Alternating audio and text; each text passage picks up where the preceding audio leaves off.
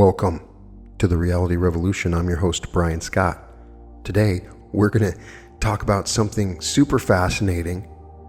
That's the article that's found on the CIA website that is approved for release and is available there. And it's a fascinating document, an assessment of the Gateway process.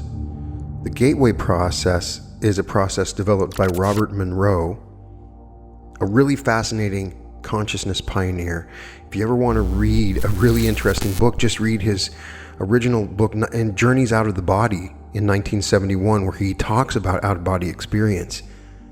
But he developed this system, which is very similar. We've advanced a little bit more. There's so much on YouTube that is using these different technologies, but he experimented with binaural and holographic sound techniques, and he achieved worldwide recognition as a consciousness explorer using these sound patterns, which are very beneficial. There's a technology called Hemi-Sync. It's assisted by specialists in psychology and biochemistry and even electrical engineering.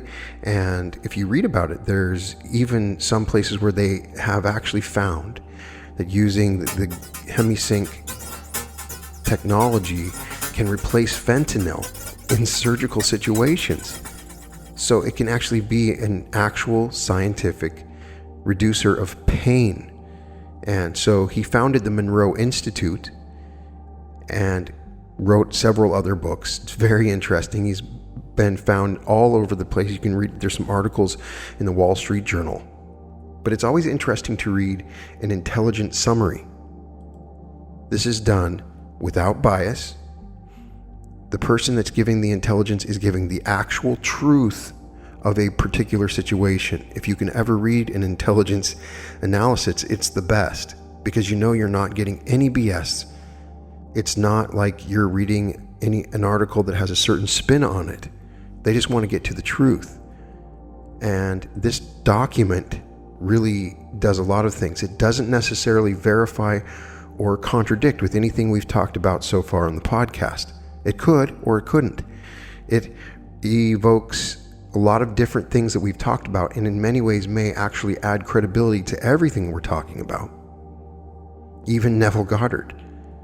It does talk about the holographic theory of the universe. And if you replace holograms with dreams, it's a similar idea. But the way they explain it gives you a better understanding of it. And it may be confirming the theory by Thomas Campbell, who is saying that it is a hologram and the players of the game are outside of the game. Perhaps that we are the players of the game. There's a lot of stuff that we can talk about that will come out of this document.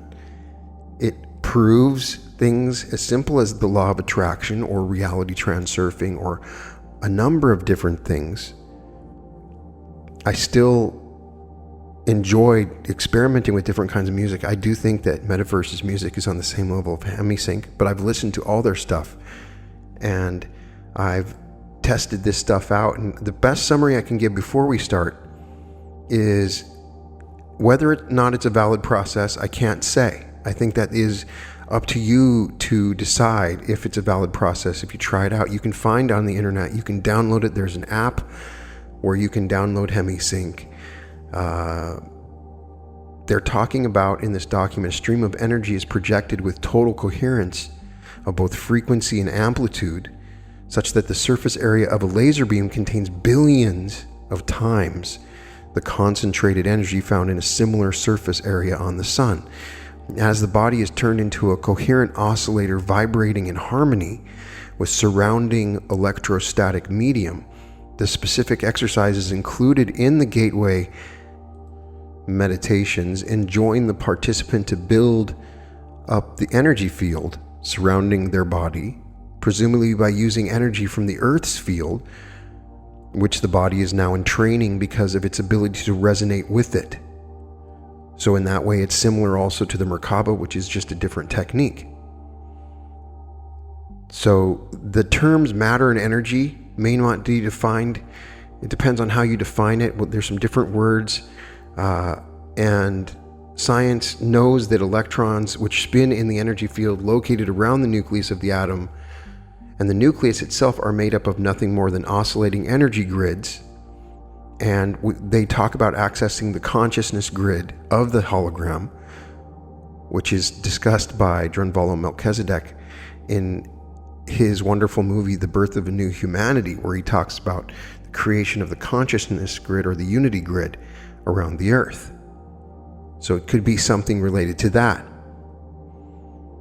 So the brain in phase, the consciousness process, is most easily envisaged if we picture the holographic input with a three-dimensional grid system superimposed over it, such that all of the energy patterns contained within can be described in terms of three-dimensional geometry using mathematics to reduce the data to two-dimensional form.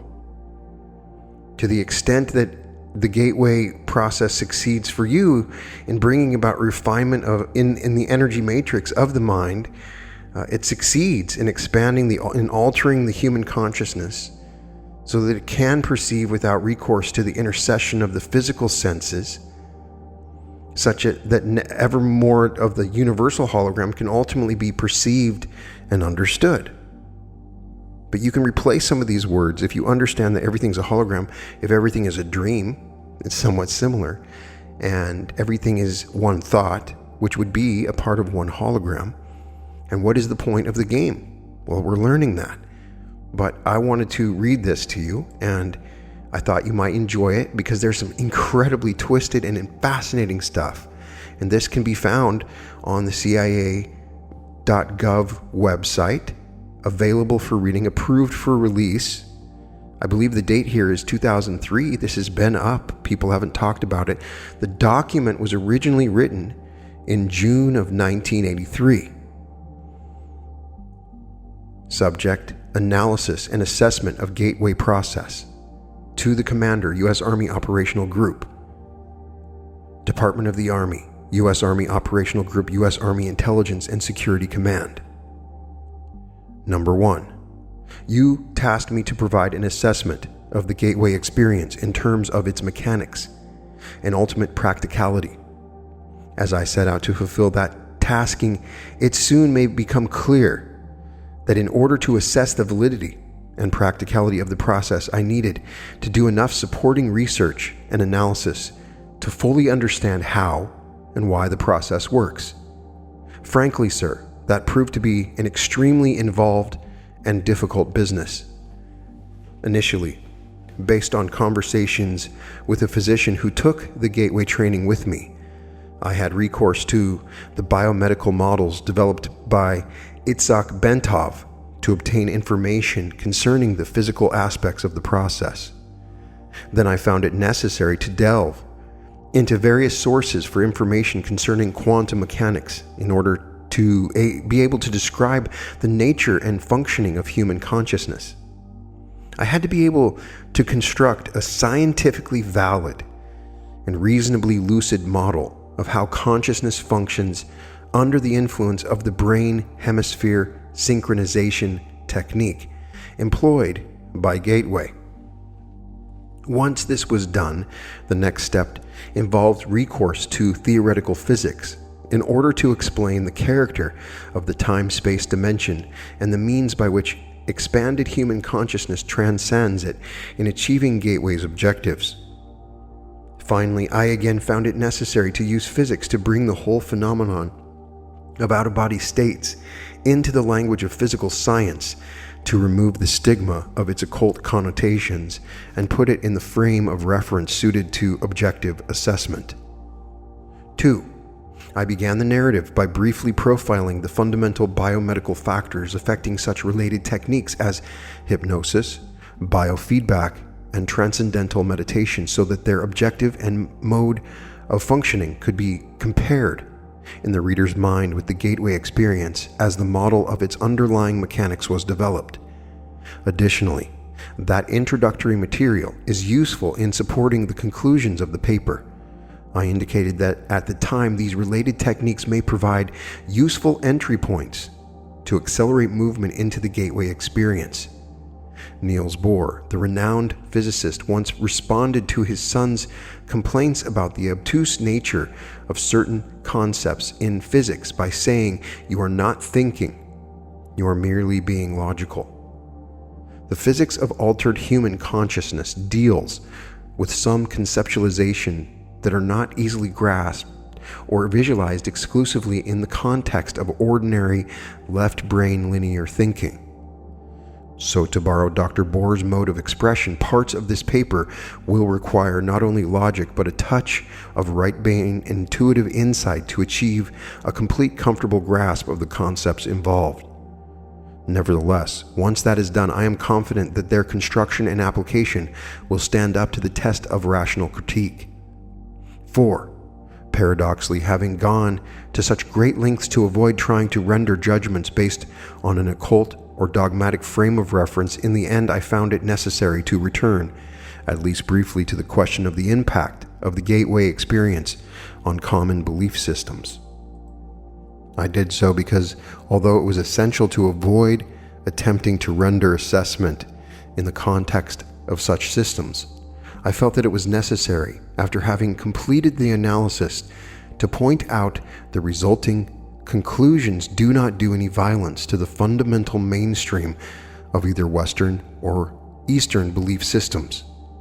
Unless that point is clearly established, the danger exists that some people will reject the whole concept of the Gateway experience in the mistaken belief that it contradicts and is therefore alien to all they hold to be right and true. 5. This study is certainly not designed to be the last word on the subject, but I hope that the validity of its basic structure and of the fundamental concepts upon which it is based will make it a useful guide for other USA Einscom personnel who are required to take the Gateway training or work with Gateway materials. Wayne McDonnell, Commander. The Gateway experience, brain hemisphere synchronization in perspective. 1. Introduction. In order to describe the Monroe Institute technique for achieving altered states of consciousness, the Gateway experience involving brain hemisphere synchronization, or Hemi-Sync, the most effective way to begin is to briefly profile the basic mechanics which underlay operation of related methods such as hypnosis, Transcendental Meditation, and Biofeedback. It is easiest to effectively describe what Gateway is by beginning with a short description of those associated techniques that share some common aspects with the Gateway experience, but which are nevertheless different. In this way, we can develop a frame of reference at the outset, which will provide useful concepts to explain and understand Gateway by comparison as we proceed. 2. Hypnosis. According to the theories of psychologist Ronald Stone and biomedical engineering models of Itzhak Bentov, hypnosis is basically a technique which permits acquisition of direct access to the sensory motor cortex and pleasure centers and lower cerebral emotional portions and associated pleasure centers of the right side of the human brain following successful disengagement of the stimulus screening function of the left hemisphere of the brain. The left hemisphere of the brain is the self-cognitive, verbal, and linear reasoning component of the mind. It fulfills the function of screening incoming stimuli by categorizing, assessing, and assigning meaning prior to allowing passage to the right hemisphere of the mind. The right hemisphere, which functions as the non-critical, holistic, non-verbal, and pattern-oriented component of the brain, appears to accept what the left hemisphere passes to it without question. Consequently, if the left hemisphere can be distracted either through boredom or through reduction to a soporific, semi-sleep state, external stimuli, to include hypnotic suggestions, are allowed to pass unchallenged into the right hemisphere, where they are acted and accepted upon directly. The result may involve an emotional reaction originating in the lower cerebral region, sensory motor responses requiring involvement of the cortex, and so on. Both the sensory and the motor cortices of the right cerebral portion of the brain contain a sequence of points known as the homunculus, which corresponds to points in the body. Stimulation of the corresponding area on the cortex causes intermediate response in the associated portion of the body.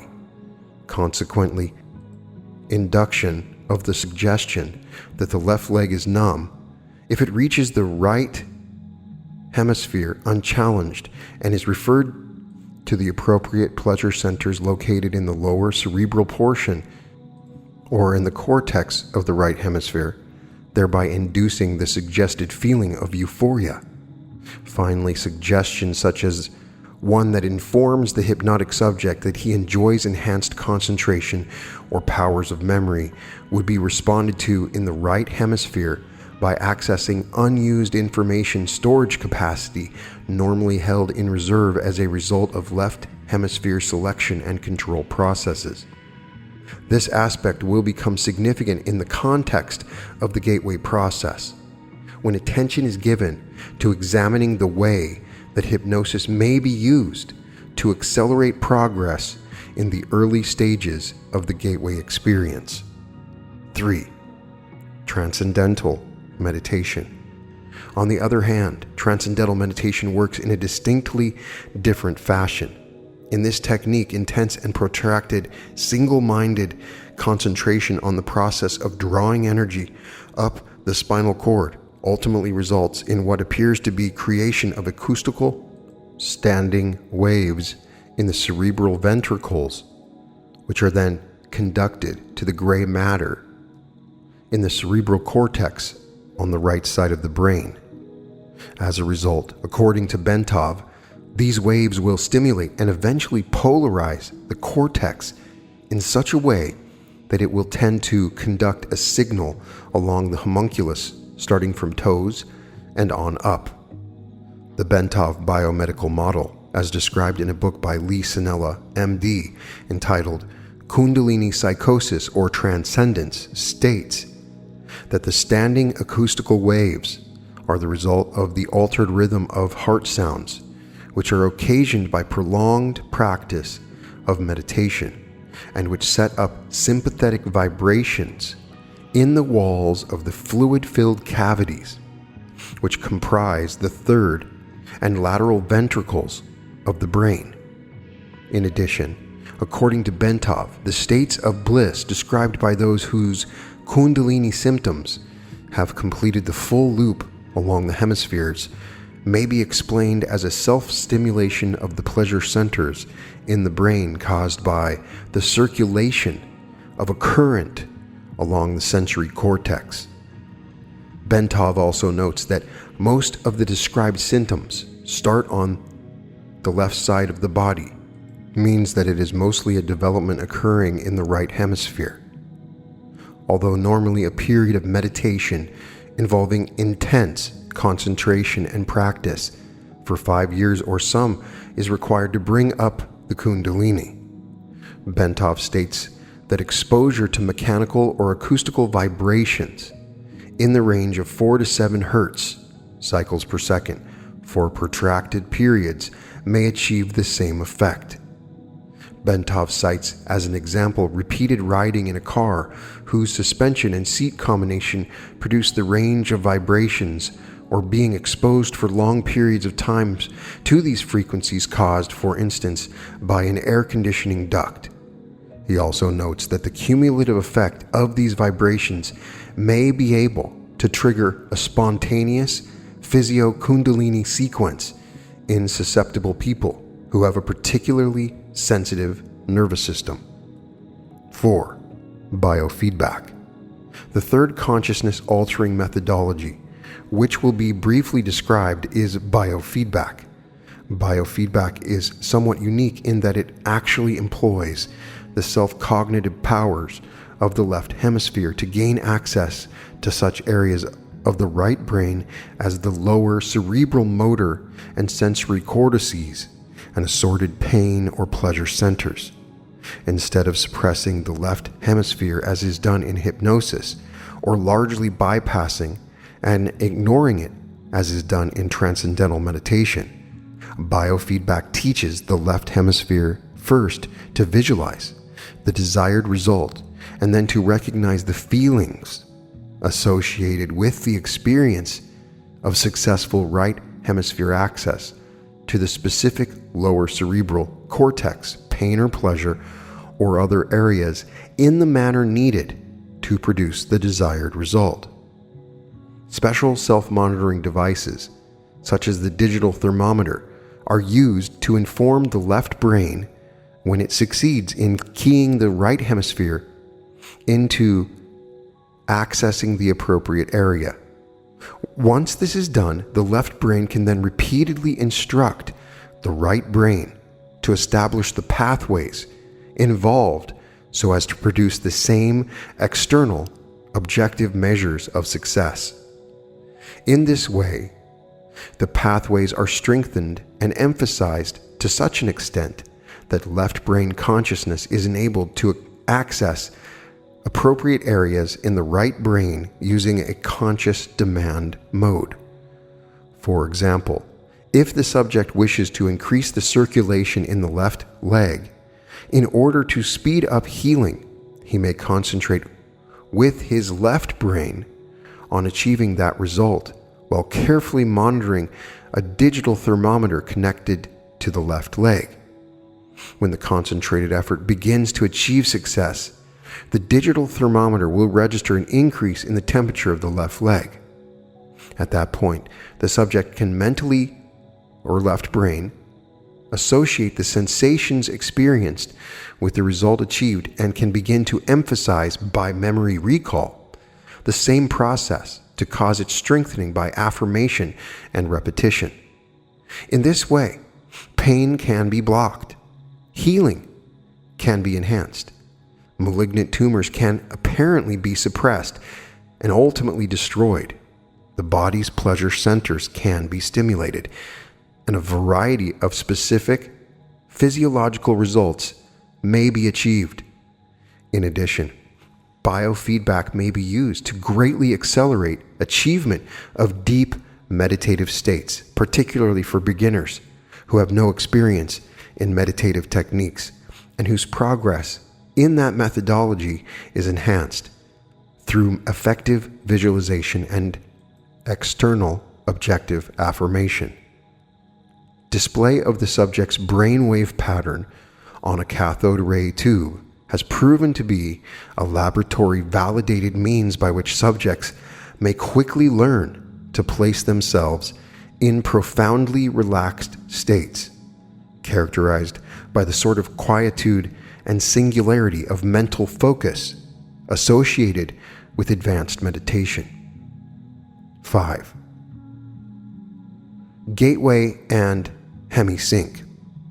Now that we have briefly profiled the basic mechanics of the principal techniques for altering or expanding consciousness, which share some of the objectives and or methods employed in the gateway experience, we may proceed to focus on what the technique actually involves. Fundamentally, the gateway experience is a training system designed to bring enhanced strength, focus, and coherence to the amplitude and frequency of brainwave output between the left and right hemispheres so as to alter consciousness, moving it outside the physical sphere so as to ultimately escape even the restrictions of time and space. The participant then gains access to the various levels of intuitive knowledge which the universe offers. What differentiates the gateway experience from forms of meditation is its use of the Hemi-Sync technique, which is defined in a monograph by Monroe Institute trainer Melissa Jaeger as a state of consciousness defined when the EEG patterns of both hemispheres are simultaneously equal in amplitude and frequency. Although Hemi-Sync seems to be rather rare and of only short duration in ordinary human consciousness, Melissa Jaeger states that audio techniques developed by Bob Monroe can induce and sustain Hemi-Sync with the Institute's basic Focus 3 tapes. She also notes that studies conducted by Elmer and Elise Green at the Menninger Foundation have shown that a subject with 20 years of training in Zen meditation could consistently establish Hemi-Sync at will, sustaining it for over 15 minutes. Dr. Stuart Twemlow, a psychiatrist and research associate of the Monroe Institute, reports that in our studies of the effects of the Monroe tape system on brainwaves, we have found that the tapes encourage the focusing of the brain energy. It can be measured, as with a light bulb, in watts, into a narrower and narrower frequency band.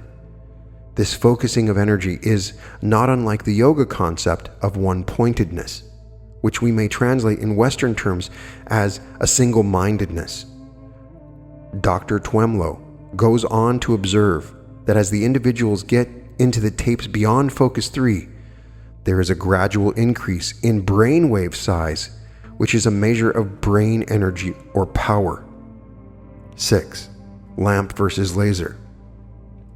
Melissa Jager uses a metaphor to help clarify the process involved in the use of Hemi-Sync in the Gateway experience.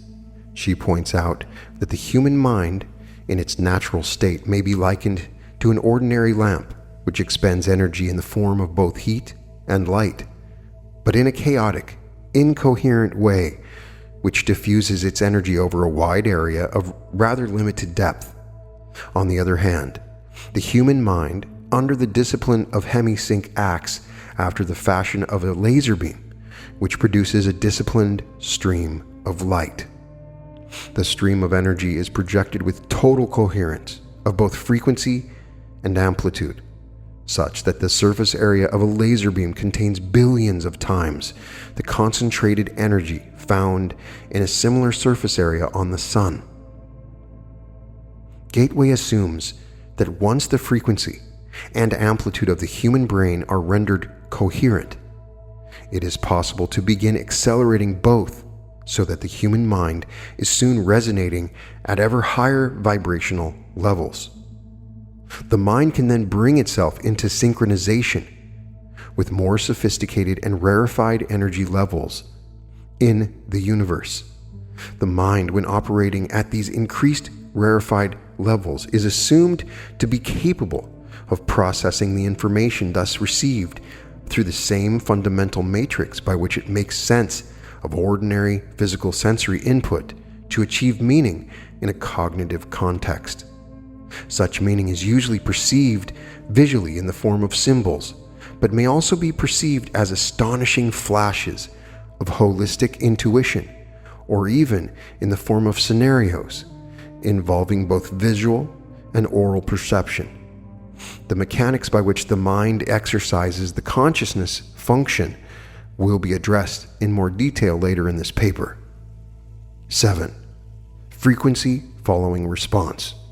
To achieve synchronization of brain hemispheres, the Hemi-Sync technique takes advantage of a phenomenon known as the frequency following response, FFR, which means that if a subject hears a sound produced at a frequency which emulates one of those associated with the operation of the human brain, the brain will try to mimic the same frequency patterning by adjusting its brainwave output. Therefore, if the subject is in a fully awake state, but hears sound frequencies which approximates brainwave output at the theta level, the subject's brain will endeavor to alter its brainwave pattern from the normal beta to the theta level. Since the theta level is associated with sleep, the subject concerned may progress from a fully awake to a sleep state, provided that he does not consciously resist, as the brain strives to entrain its wave frequency output with the one which the person hears. Since these brainwave frequencies are outside the spectrum of sounds, which can be heard in pure form by the human ear, Hemi-Sync must produce them based on another phenomenon known as the brain's capacity for deducing beat frequencies. If the human brain is exposed to one frequency in the left ear, which is 10 Hz, below another audible frequency played in the right ear, rather than hearing either of the two audible frequencies. The brain chooses to hear the difference between them, the beat frequency, thus availing itself of the FFR phenomenon and using the technique of beat frequencies. The Gateway system uses Hemi-Sync and other audio techniques employing the FFR phenomenon to introduce a variety of frequencies which are played at a virtually subliminal, marginally audible level.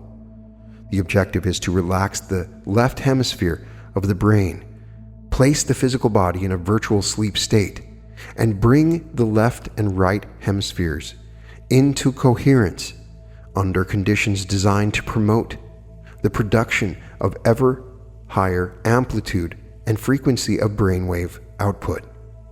Audible and perhaps subliminal suggestions by Bob Monroe accompany the various brainwave frequencies, which are sometimes rolled in together with other sounds such as sea surf to mask the sound frequencies where desirable.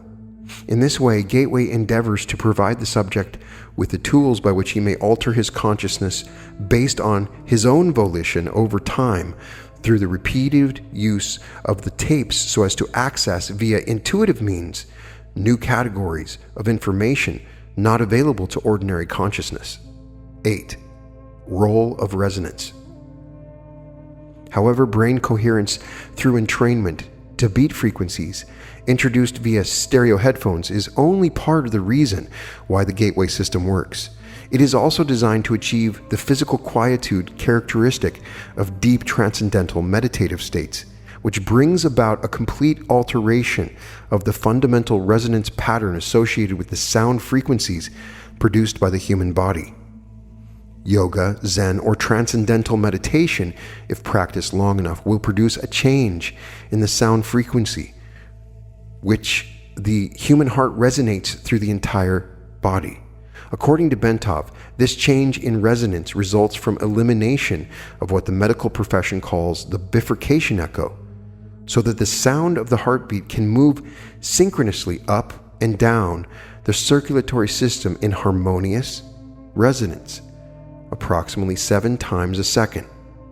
Bentov describes the role played by the bifurcation echo as follows. When the left ventricle of the heart rejects blood, the aorta, being elastic, balloons out just beyond the valve and causes a pressure pulse to travel down along the aorta.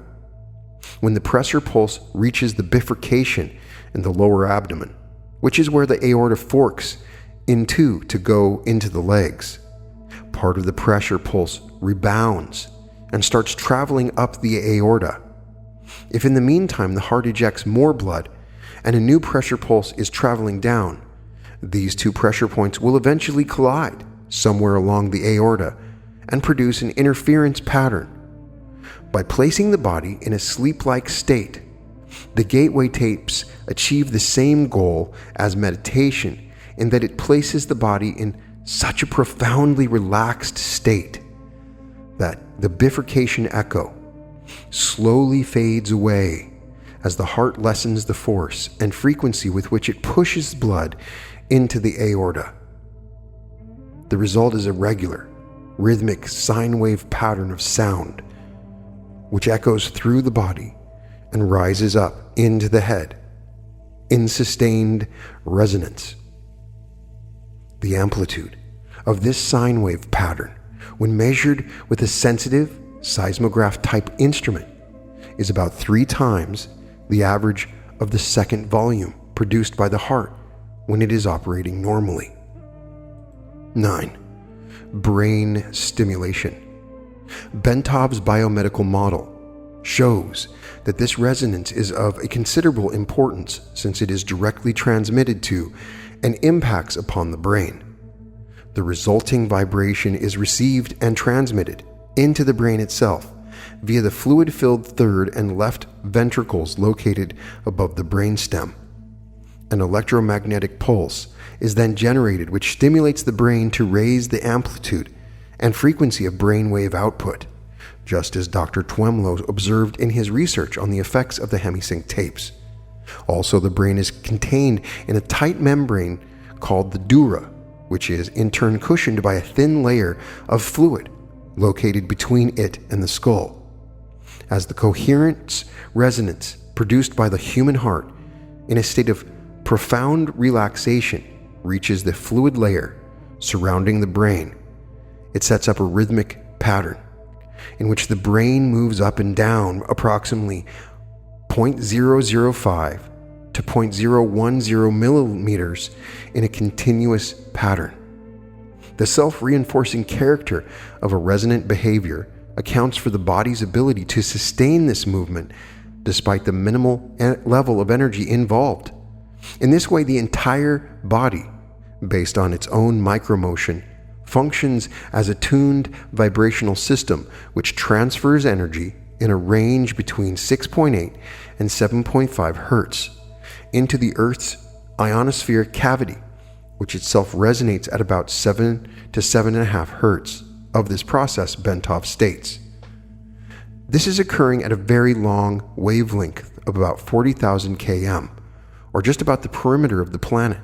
In other words, the signal from the movement of our bodies will travel around the world in about 1/7 of a second through the electrostatic field in which we are embedded.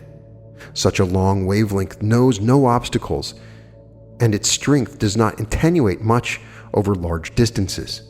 Naturally, it will go through just about anything: metal, concrete, water, and the fields making up our bodies.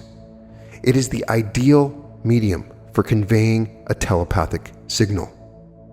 Consequently, the gateway process is designed to rather rapidly induce a state of profound calm within the nervous system, and to significantly lower blood pressure to cause the circulatory system, skeleton, and all other physical organ systems to begin vibrating coherently at approximately 7 to 7.5 cycles per second. The resulting resonance sets up a regular, repetitive sound wave, which propagates in consonance with the electrostatic field of the Earth. 10. Energy Entrainment. As the body is turned into a coherent oscillator vibrating in harmony with the surrounding electrostatic medium, the specific exercises included in the gateway tapes enjoin the participant to build up the energy field surrounding his body, presumably by using energy from the Earth's field, which the body is now entraining because of its ability to resonate with it. This puts the body's energy into homogeneity with its surrounding environment and promotes movement of the seat of consciousness into the surrounding environment, partly in response to the fact that the two electromagnetic medians are now a single energy continuum. Thus, the same process which moves the brain into focused coherence at steadily higher levels of frequency and amplitude, so as to entrain analogous frequencies in the universe for data collection, also promotes enhancement of bodily energy levels to a point adequate to permit the subject to experience an out-of-body movement when he is ready to do so. More will be said about this topic later. In addition, by resonating with the Earth's electromagnetic sphere, the human body creates a surprisingly powerful carrier wave to assist the mind in communication activity with other human minds similarly tuned. 11. Consciousness and energy. Before our explanation can proceed any further, it is essential to define the mechanism by which the human mind exercises the function known as consciousness, and to describe the way in which that consciousness operates to deduce meaning from the stimuli which it receives. To do this, we will first consider the fundamental character of the material world in which we have our physical existence in order to accurately perceive the raw stuff with which our consciousness must work. The first point which needs to be made is that the two terms matter and energy tend to be misleading if taken to indicate two distinctly different states of existence in the physical world that we know it. Indeed, if the term matter is taken to mean solid substance as opposed to energy, which is understood to mean a force of some sort, then the use of the former is entirely misleading. Science now knows that both the electrons which spin in the energy field located around the nucleus of the atom and the nucleus itself are made up of nothing more than oscillating energy grids. Solid matter, in the strict construction of the term, simply does not exist. Okay, I'm going to stop here for a second. A CIA document, or on the CIA website, says that matter does not exist. I'll just let you think about that for a second. Rather, it says, atomic structure is composed of oscillating energy grids surrounded by oscillating energy grids which orbit at extraordinarily high speeds.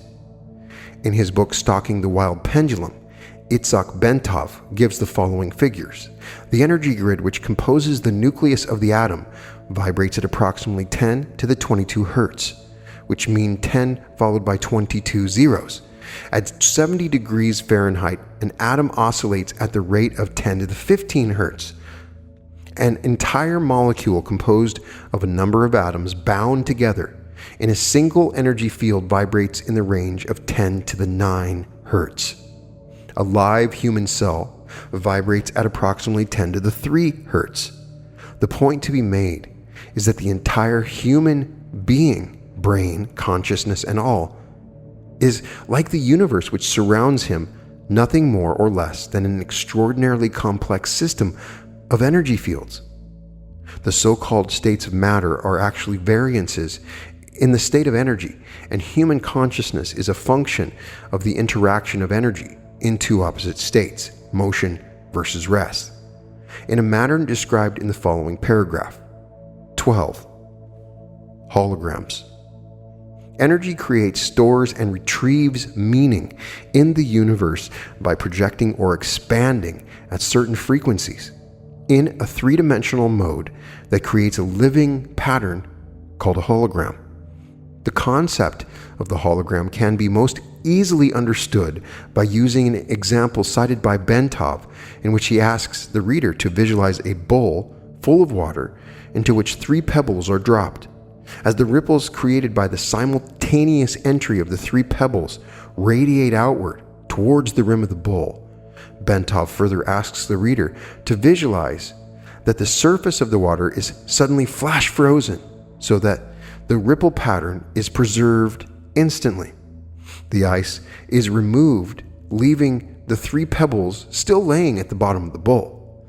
Then the ice is exposed to a powerful, coherent source of light, such as a laser. The result will be a 3-dimensional model or representation of the position of the 3 pebbles suspended in midair. Holograms are capable of encoding so much detail that, for example, it is possible to take a holographic projection of a glass of swamp water and view it under magnification to see small organisms not visible to the naked eye when the glass of water itself is examined.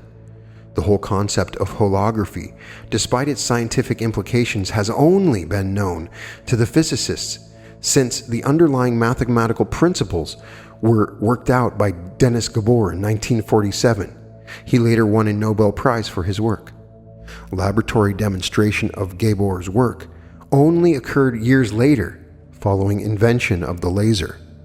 As biologist Leal Watson explains, the purest kind of light available to us is that produced by a laser, which sends out a beam in which all the waves are of one frequency, like those made of an ideal pebble in a perfect pond. When 2 laser beams touch, they produce an interference pattern of light and dark ripples that can be recorded on a photographic plate.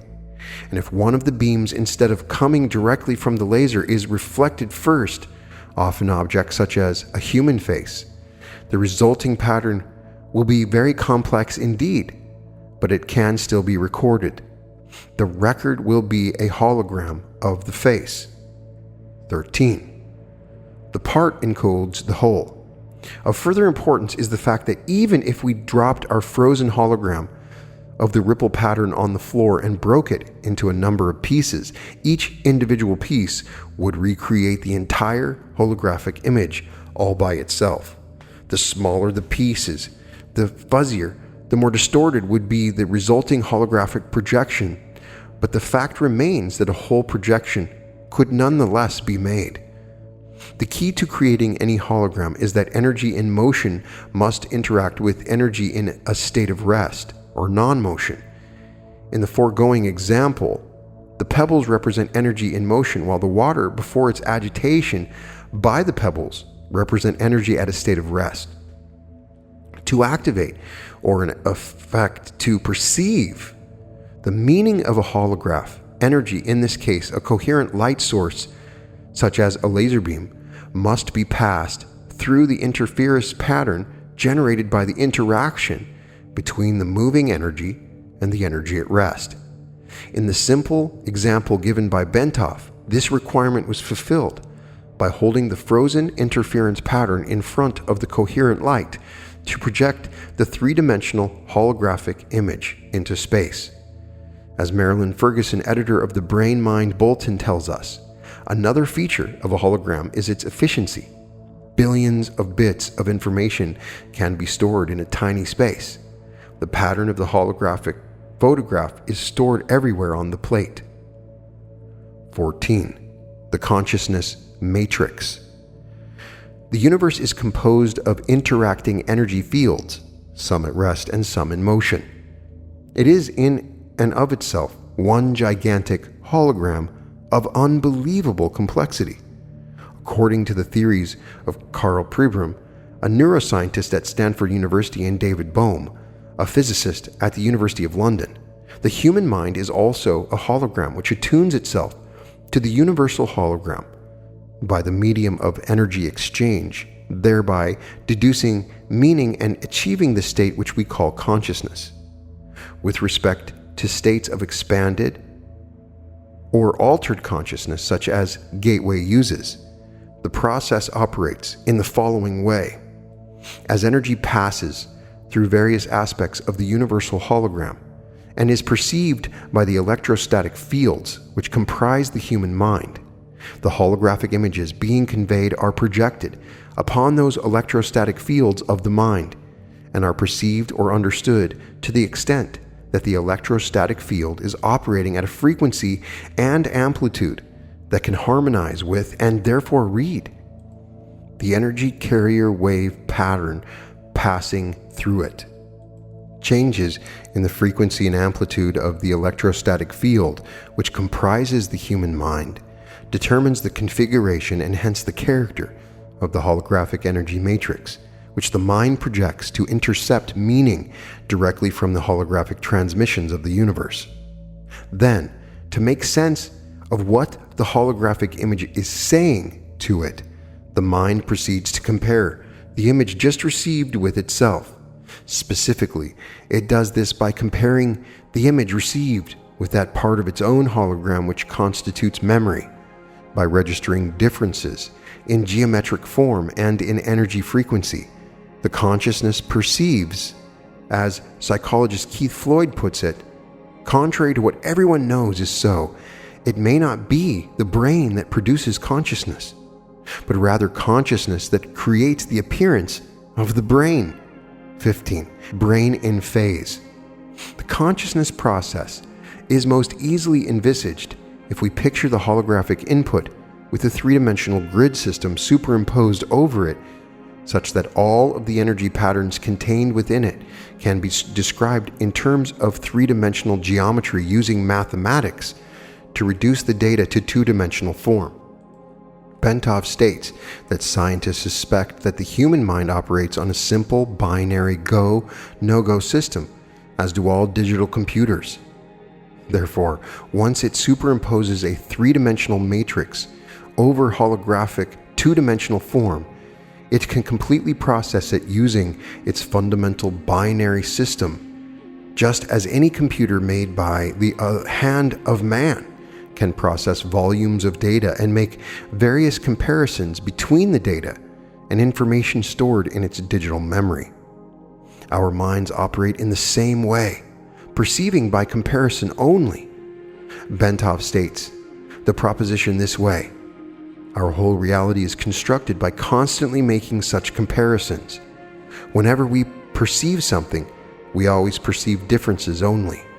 In states of expanded consciousness, the right hemisphere of the human brain in its holistic, non-linear, and non-verbal mode of functioning acts as the primary matrix or receptor for this holographic input, while by operating in phase or coherence with the right brain, the left hemisphere provides the secondary matrix through its binary computer-like method of functioning to screen further the data by comparison and reduce it to a discrete two-dimensional form. 16. Evaluation. To the extent that Gateway succeeds in bringing about a refinement in energy matrix of the mind, it succeeds in expanding or altering human consciousness so that it can perceive without recourse to the intercession of the physical senses, such that ever more of the universal hologram, not of course accessible by sense perception, can ultimately be perceived and understood. Marilyn Ferguson has written that the theories of Pribram and Bohm appear to account for all transcendental experience, paranormal events, and even normal perceptual oddities. She goes on to say of Pribram, currently he is proposing a startling, all-encompassing model that is generating considerable excitement among those intrigued by the mysteries of human consciousness. His holographic model marries brain research to theoretical physics. It accounts for normal perception and simultaneously takes the paranormal and transcendental experiences out of the supernatural by explaining them as a part of nature.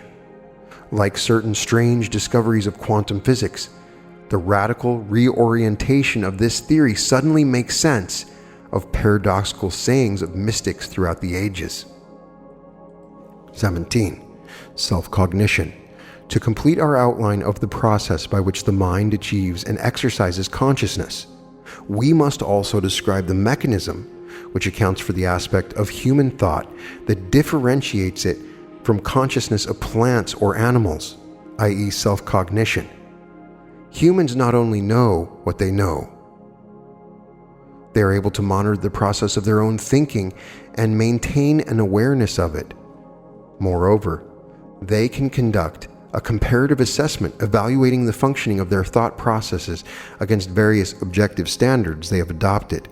Human consciousness can do this because it has the capacity to duplicate aspects of its own hologram, project them out, perceive that projection, put it through comparison with the memory aspect where its evaluation standards of measures are stored of its own hologram, and measure or sense the differences using three-dimensional geometry and then binary go-no-go pulse to yield verbal cognition about the self.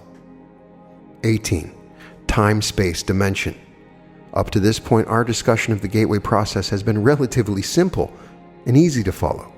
Now the fun begins. Gateway involves more than just perception of those aspects of the universal hologram which can be accessed in the dimension of time-space as we know it. To explain how and why human consciousness can be brought to transcend the limitations of time-space is the next task which must be addressed. To do this, we must first appreciate what time and space are in order to understand how the dimension that they constitute can be transcended. Physicists define time as a measurement of energy or force in motion. In other words, it is a measurement of change. However, in order for energy to be in motion, it must first be limited in some way within the confines of some sort of vibratory pattern, so that its confinement gives it the capacity for being contained at a specific location which is distinguishable from other locations, space. Energy which is not confined is force without limit, without dimension, without the limits of form. It is infinity, cannot move because there is nothing beyond infinity, and is therefore outside of the dimension of time. It is also beyond space, because that concept implies that a specific energy form is limited to a specific location and is absent from other locations. But if energy is in the state of infinity, there are no boundaries, no here to differentiate from there, no sense of area. Energy In infinity means energy uniformly extended without limit. It has no beginning, no end, and no location. It is conscious force, the fundamental, primal power of existence without form, a state of infinite being. Energy in infinity is said to be completely at rest and therefore cannot generate holograms so long as it remains utterly inactive. It retains its inherent capacity for consciousness in that it can receive and passively perceive holograms generated by energy in motion out in the various dimensions which make up the created universe, but it cannot be perceived by consciousness operating in the active universe. Energy in this state of inactive infinity is termed by physicists as energy in its absolute state, or simply the absolute. Between the absolute and the material universe in which we experience our physical existence are various intervening dimensions to which human consciousness, in altered states of being, may gain access. Theoretically, human consciousness may continue to expand the horizons of its perceptual capability until it reaches the dimension of the absolute, at which point perception stops because the absolute generates no holograms of or about itself. 19. Intervening dimensions. Since the absolute is conscious energy in infinity without boundaries, it occupies every dimension to include time-space dimension in which we have our physical existence, but we cannot perceive it. It overlays everything, as do many of the intervening gradients or dimensions through which the energies of the universe pass on their way to and from their home in the state of infinity or the absolute. To enter these intervening dimensions, human consciousness must focus with such intense coherence that the frequency of the energy pattern which comprises that consciousness, i.e. the brainwave output, can accelerate to the point where the resulting frequency pattern, if displayed on an oscilloscope, would look virtually like a solid line. Achievement of this state of altered consciousness sets the stage for perception of non-time-space dimensions because of the operation of a principle in physics known as Planck's distance. This is an aspect of quantum mechanics which applies to the fact that any oscillating frequency, such as a brainwave, reaches 2 points of complete rest, which constitute the boundaries of each individual oscillation, i.e. movement up or down. Without these points of rest, an oscillating wave pattern would be impossible, since the points of rest are required to permit the energy to change direction and thus continue vibrating between rigid limits. But it is also true that when for an infinitesimally brief instant that energy reaches one of its 2 points of rest, it clicks out of time-space and joins infinity. That critical step of time-space occurs when the speed of the oscillation drops below 10 to the negative 33 centimeters per second, or Planck's distance. To use the words of Bentov, quantum mechanics tells us that when distances go below Planck's distance, which is 10 to the negative 33 centimeters, we enter in effect a new world. To return to our case in point, the human consciousness wave pattern reaches such high frequency that the pattern of clickouts comes so close together that there is virtual continuity in it. Then, a portion of that consciousness is actually postulated to establish and maintain its information collection function in those dimensions located between time-space and the absolute. Thus, as the almost continuous clickout pattern establishes itself in continuous phase at speeds below Planck's distance, but before reaching the state of total rest, human consciousness passes through the looking glass of time-space after the fashion of Alice beginning her journey into Wonderland. The Gateway experience, with its associated Hemi-Sync technique, is apparently designed, if used systematically and patiently, to enable human consciousness to establish a coherent pattern of perception in those dimensions where speeds below Planck's distance apply. This holds true irrespective of whether the individual is exercising his consciousness while in his physical body, or whether he is doing so after having separated that consciousness from the physical body, i.e. the so-called out-of-body state mentioned earlier. 20. Subatomic particles. The behavior of subatomic particles provides an interesting example of the phenomenon of clicking out, discussed in the preceding paragraphs. In an article prepared for Science Digest magazine, Dr. John Gleedman mentions the way in which subatomic particles communicate with each other once their energy fields become entrained as resulting of colliding with each other. The communication concerned is, of course, postulated to be occurring during the click-out phase, in the oscillation of the energy fields comprising the subatomic particles concerned.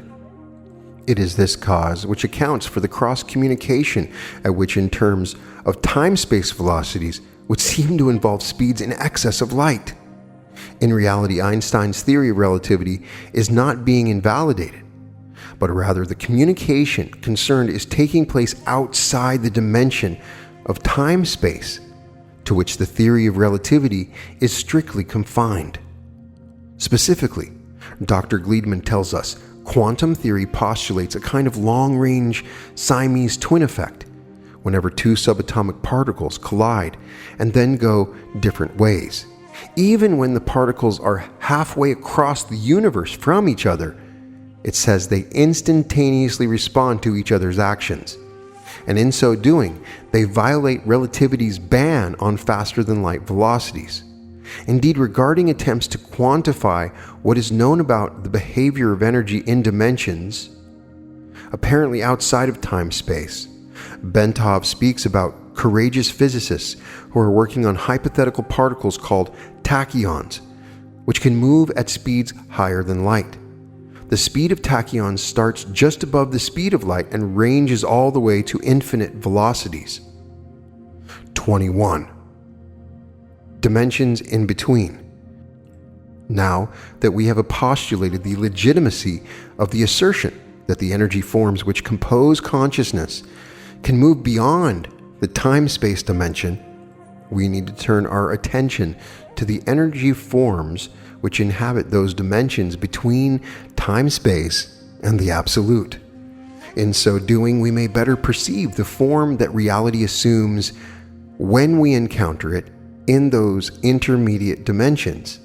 In this context, Bentov tells us that the causal relationship between events breaks down. Movements become jerky rather than smooth. Time and space become grainy or chunky. Perhaps a piece of space can be traversed by a particle of matter in any direction without necessarily being synchronized with a piece of time. In short, a pair of events will occur in either time or space, the pair not being connected causally, but by a random fluctuation. What Bentov means is that inside the dimension of time-space, where both concepts apply in a generally uniform way, there is a proportional relationship between them. A certain space can be covered by energy moving in either particle or wave form in a certain time, assuming a specific velocity virtually anywhere in the time-space universe. The relationship is neat and predictable. However, in the intermediate dimensions beyond time-space, the limitations imposed on energy to put it into a state of oscillating motion are not uniform as they are in our physical universe. A myriad of various distortions and incongruities are thus likely to be encountered, such that our nice, neat assumptions concerning the relationship between time and space as we know it in this dimension do not apply.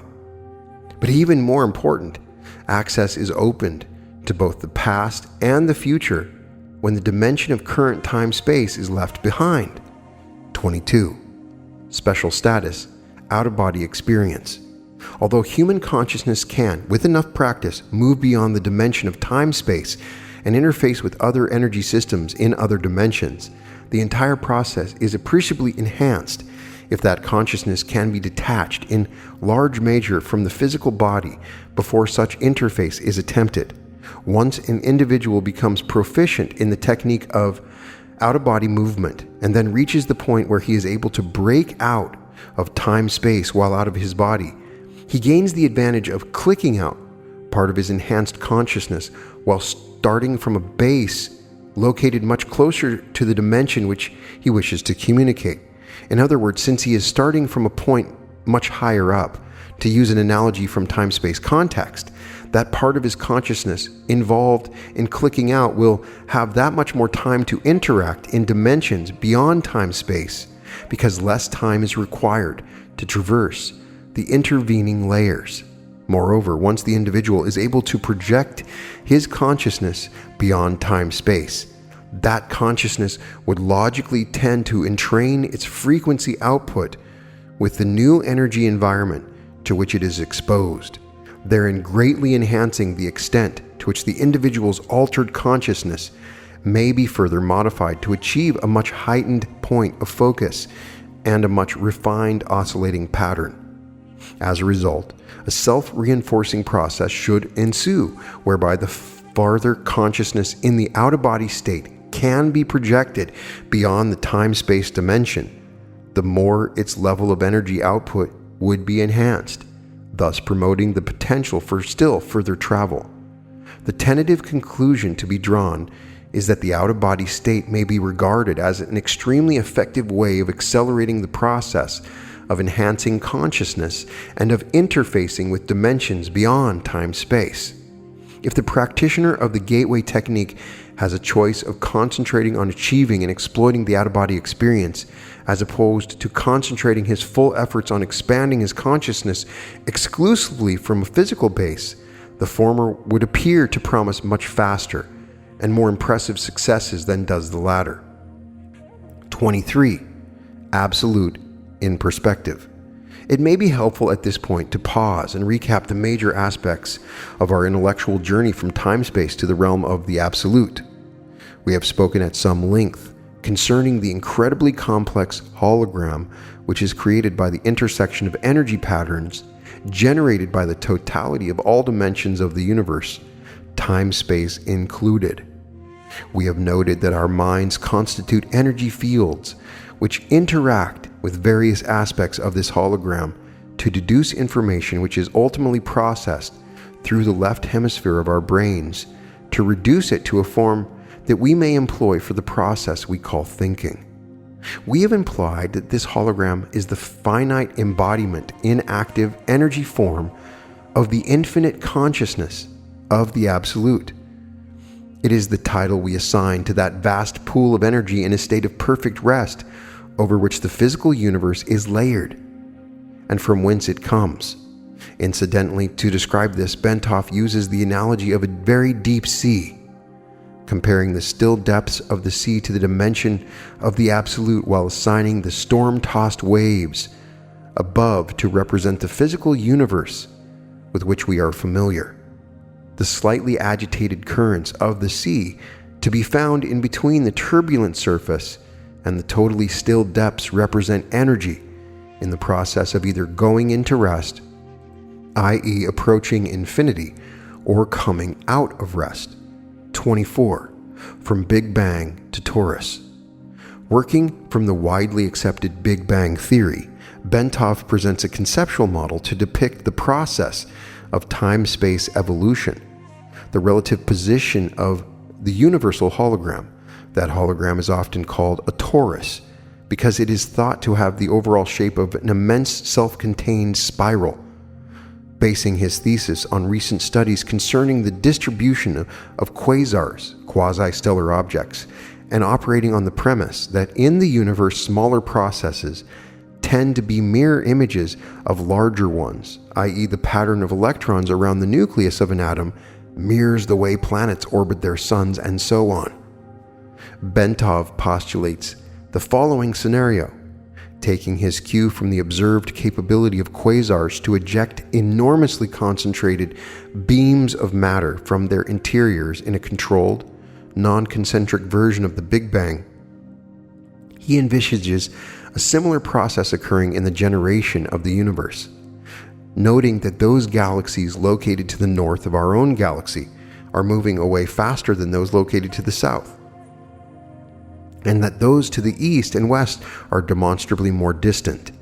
Bentov regards this as substantive evidence that the jet of matter, which expanded into our universe, has turned back upon itself, eventually forming an ovoid or egg shape. He sees matter in our universe entering the ovoid pattern following ejection from a nucleus composed of extremely compressed energy through a white hole. At the end of its trip to the far end of the ovoid, he sees it departing via a black hole. And such a model is observed to be a measure of the change which occurs as energy evolves into new, more complex forms as it progresses along the distance from the white hole side of the nucleus, around the shell of this cosmic egg, until it enters the black hole. In other words, as energy expelled from infinity and confined within limits by the conscious of the Absolute achieves form and motion following ejection from the white hole at the top of the egg, time begins as a measure of the cadence of this evolutionary movement as reality goes around the shell of the egg on its journey to the black hole at the far end. 25. Our place in time. The observed distribution of galaxies suggests that our particular universe is located near the top of the egg, at the point where matter begins to fall back on itself, thus explaining the reason why the galaxies to the north are seen to be moving away more rapidly as they are caught up in the downturn of the stream of matter towards the far end of the cosmic egg. Layered over this cosmic egg is the Absolute, which sustains the radiating nucleus from which the original jet of matter issued forth. As the stream of matter moves around the ovoid towards its destination at the black hole, where it will be reabsorbed into the radiating nucleus and then the Absolute. It generates the interference pattern within the cosmic egg, which constitutes the universal hologram, or Torus.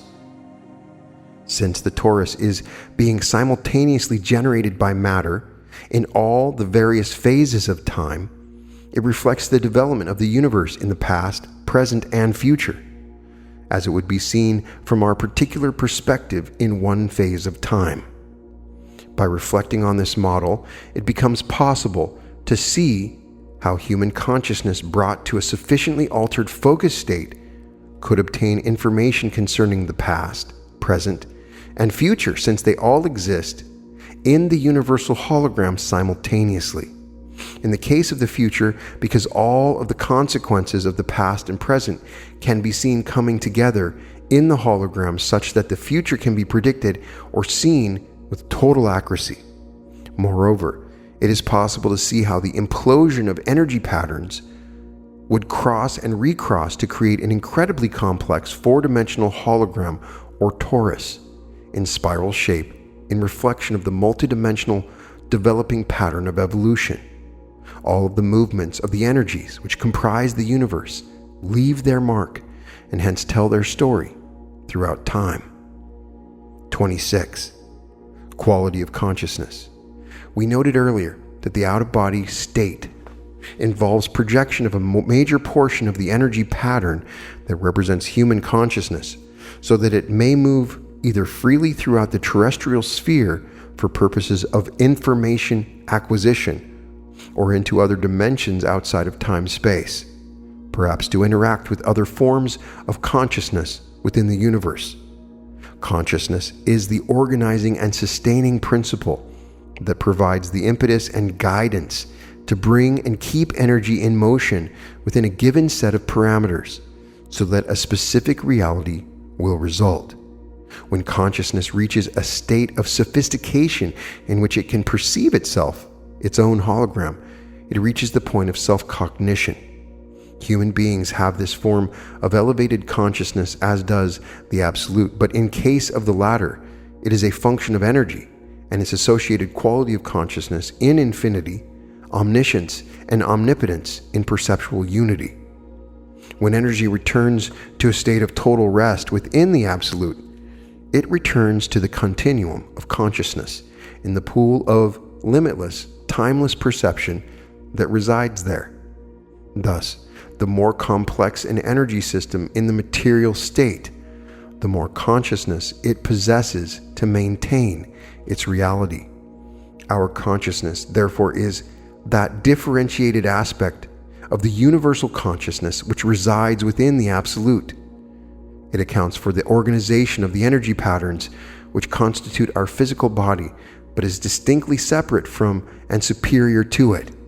Since consciousness exists quite apart from and outside of reality, beyond the bounds of time-space, it, like the Absolute, has neither beginning nor end.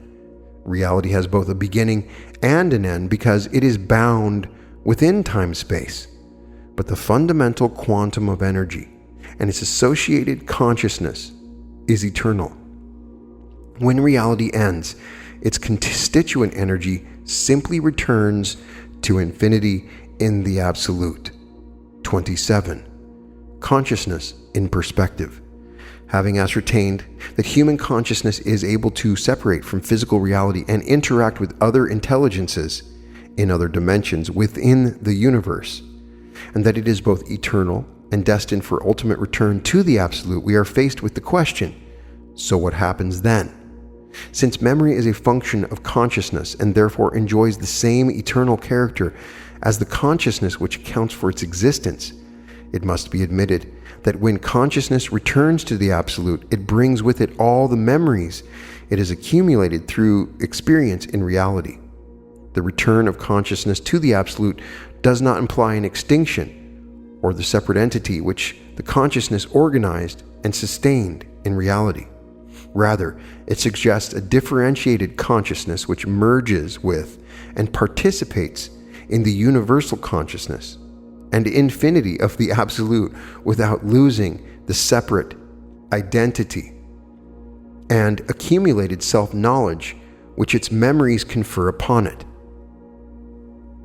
What it does lose is the capability for generation of independent thought holograms, since that can be done only by energy in motion. In other words, it retains the power to perceive, but loses the power of will or choice. In exchange, however, this consciousness participates in the all-knowing, infinite continuum of consciousness, which is a characteristic of energy in the ever-present. Consequently, it is accurate to observe that when a person experiences the out-of-body state, he is in fact projecting that eternal spark of consciousness and memory, which constitutes the ultimate source of his identity, to let it play in and learn from dimensions both inside and outside the time-space world in which his physical component currently enjoys a short period of reality. 28. Gateway method. Having put the gateway experience in context by postulating a structural outline of how and why it seems to work, and having shown what it is designed to achieve, the time has come to examine the specific techniques which comprise the gateway training process. These techniques are designed to enable the user of the gateway tapes to manipulate the high energy states that can be achieved if the user continues to work with tapes over a period of time. The amount of time required to reach advanced energy states and to fully exploit the techniques varied with the individual, the sensitivity of his nervous system, his general state of mind, and the extent to which he may have previously developed facility in related techniques such as Transcendental Meditation are all pertinent factors affecting the speed at which he may expect to progress. The gateway process begins by teaching the individual participant to isolate extraneous concerns in a visualization device called an energy conversion box. Next, the participant is introduced to a method of encouraging his mind and body to strive to achieve a state of resonance through utterance of a single tone, a monotonous, protracted humming sound that sets up a feeling of vibration, particularly in the head. He engages in this resonant tuning, as it is called, by humming along with a chorus of such sounds that are contained on the gateway tape. Following this, the participant is exposed to the gateway affirmation and is encouraged to repeat it to himself as he hears it repeated on the tape. This affirmation is a statement to the effect that the individual realizes that he is more than merely a physical body and that he deeply desires to expand his consciousness. 29. Hemi-Sync Introduced. After that, he is exposed for the first time to the Hemi-Sync sound frequencies and is encouraged to focus on and develop a perception of and appreciation for those feelings which accompany the synchronization of brainwaves that results. Next comes the technique of progressive and systematic physical relaxation, while the Hemi-Sync frequencies are expanded to include additional forms of pink and white noise designed to put the physical body at virtual threshold of sleep, as well as to calm the left hemisphere of the mind while raising the right hemisphere to a state of heightened attentiveness.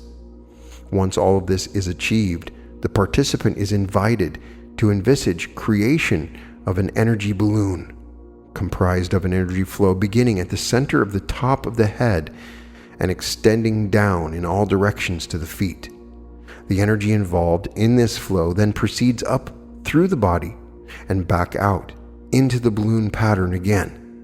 The energy balloon, which sets up a pattern very reminiscent of the cosmic egg discussed earlier, not only enhances bodily energy flow and encourages early achievement of a suitable resonant state, but it is also designed to provide protection against conscious entities possessing lower energy levels, which the participant might encounter in the event that he achieves an out-of-body state. It serves a precautionary purpose in the unlikely event that the participant's first out-of-body experience involves direct projection outside the terrestrial sphere. 30. Advanced techniques. Having reached focus 10, the participant is now ready to endeavor to achieve a state of sufficiently expanded awareness to begin actually interacting with dimensions beyond those associated with his experience of physical reality. This state is called Focus 12 and involves conscious efforts on his part, while additional forms of pink and white noise enter the sound stream being directed into his ears from the Gateway tape. Once the participant has achieved this state of greatly expanded awareness, he is ready to begin employing a series of specific techniques or tools, as the Monroe Institute characterizes them, which enable him to manipulate his newly found expanded awareness to obtain practical, useful feedback of value for promoting self-discovery and personal growth. The specific techniques involved are described below. A. Problem solving. This technique involves identifying fundamental problems which the individual wishes to see solved, filling his expanded awareness with his perception of these problems, and then projecting them out into the universe. In this way, the individual enlists the assistance of what Monroe Institute calls his higher self. In other words, his expanded consciousness to interact with the universal hologram to obtain the information required to solve the problem. This approach may be used to solve personal difficulties, technical problems in the realm of physics, mathematics, etc., practical administrative problems, and so on. Responses to the problem-solving techniques may be received almost immediately, but frequently the response comes in the form of a sudden holistic perception in which the individual suddenly finds that he simply knows the answer in all of its ramifications and completely in context, sometimes without even being able to put his newly found perception into words, at least initially. In some cases, the response may even arrive in the form of visual symbols, which the individual will see with his mind while he is in the Focus 12 state, and which he will have to interpret after he returns to normal consciousness. B. Patterning. This technique involves use of consciousness to achieve desired objectives in the physical, emotional, or intellectual sphere. It involves concentration on the desired objective while in a Focus 12 state, extension of the individual's perception of that objective into the whole expanded consciousness, and its projection into the universe with the intention that the desired objective is already a matter of established achievement, which is destined to be realized within the time frame specified. This particular methodology is based on the belief that the thought patterns generated by our consciousness in a state of expanded awareness create holograms, which represent the situation we desire to bring about, and in so doing, establish the basis for actual realization of that goal. Once the thought-generated hologram of the sought-after objective is established in the universe, it becomes an aspect of reality, which interacts with other circumstances ever occur. In other words, the technique of patterning recognizes the fact that since consciousness is the source of all reality, our thoughts have the power to influence the development of reality in time-space as it applies to us, if those thoughts can be projected with adequate intensity. However, the more complicated the objective sought, and the more radically it departs from our current reality, the more time the universal hologram will need to reorient our reality sphere to accommodate our desires. Monroe trainers caution against attempting to force the pace of this process because the individual could succeed in dislocating his existing reality with drastic consequences. C. Color breathing. The next technique is called color breathing and is designed to use the expanded awareness and highly focused attentiveness associated with the Focus 12 state to imagine various colors in a particularly intense and vivid manner, so as to use them to resonate with and, in turn, to activate the body's own energies. Fundamentally, in terms of practical application, it is a healing technique, which is designed to restore the body and enhance its physical capabilities by balancing, revitalizing, and retuning bodily energy flows. It is predicated on the principle that the body's electromagnetic field is capable of altering its resonance patterns so as to entrain energy from the Earth's electrostatic field for its own use. The various colors envisaged in imagination as part of these techniques cue the mind as to which frequencies and what specific amplitudes are desired in connection with this entrainment. And the subsequent alterations in bodily energy flow patterns that color has the capacity to affect the human mind is well known, and the effectuality of color in certain kinds of healing is a demonstrable fact. For example, application of an intense blue light to an area of physical tumescence leads to relatively rapid and easily observable reduction in the swelling, while red and to a lesser extent yellow have quite the opposite effect. However, in the Hemi-Sync application of the technique, external light sources are not involved, but rather the mind is the sole agent of the healing and revitalization. D. Energy bar tool. Magic wands and enchanted scepters have been part of the folklore and occult practices of many cultures. The scepters, staffs, and maces carried by monarchs and high priests alike occur with frequency in the history of bygone eras, as to suggest that at the very least, these items are aspects of some type of archetypal symbol which the human mind seems to appreciate, perhaps quite subliminally.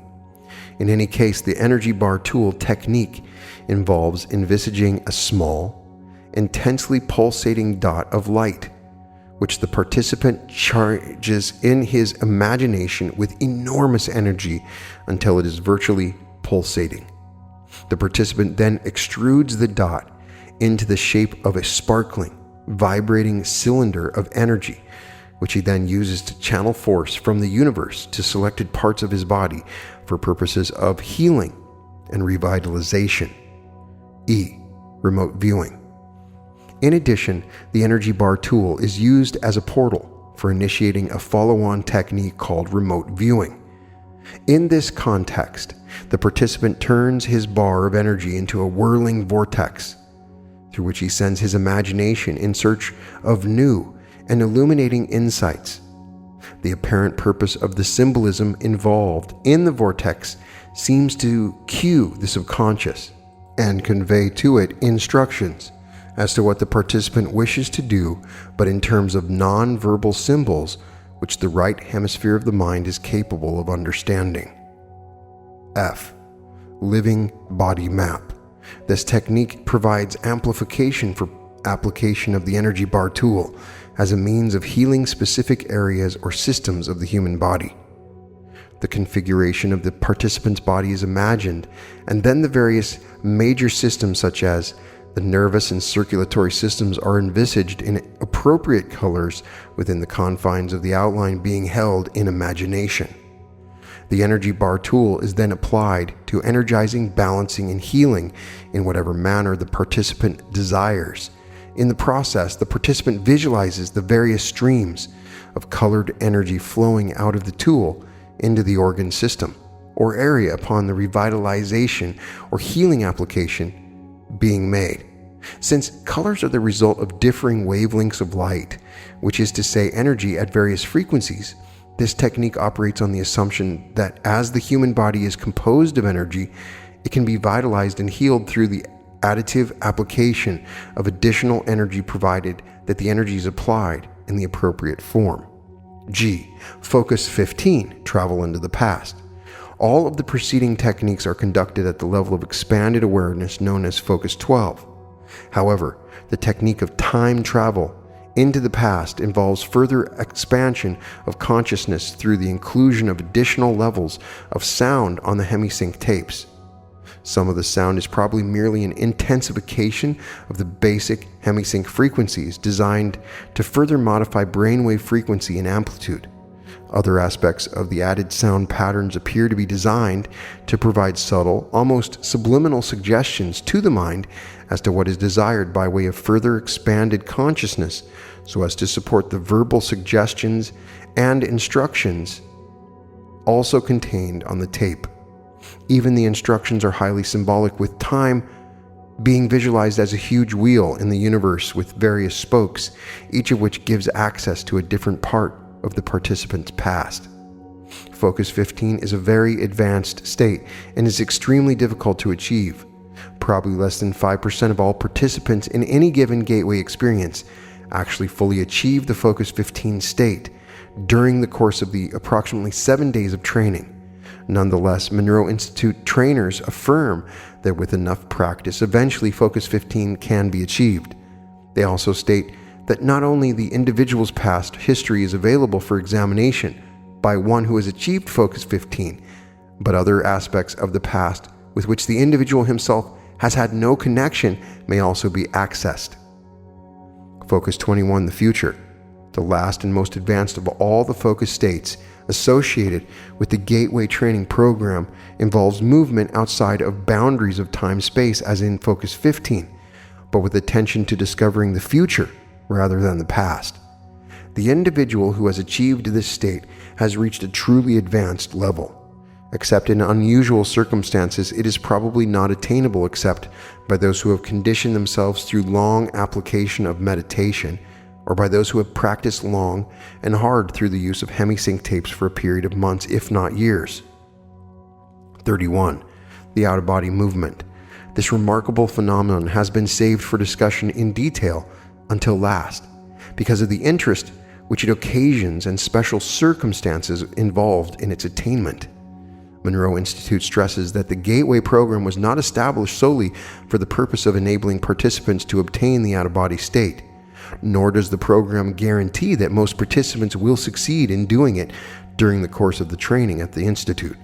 Only one tape out of the many which make up the Gateway experience is devoted to the technique involved in the out-of-body movement. Basically, these techniques are merely designed to make it easier for the individual to achieve the out-of-body state when his brainwave pattern and personal energy levels have reached a point that he is in apparent harmony with his surrounding electromagnetic environment, such that he feels that he has reached the threshold where separation is a possibility.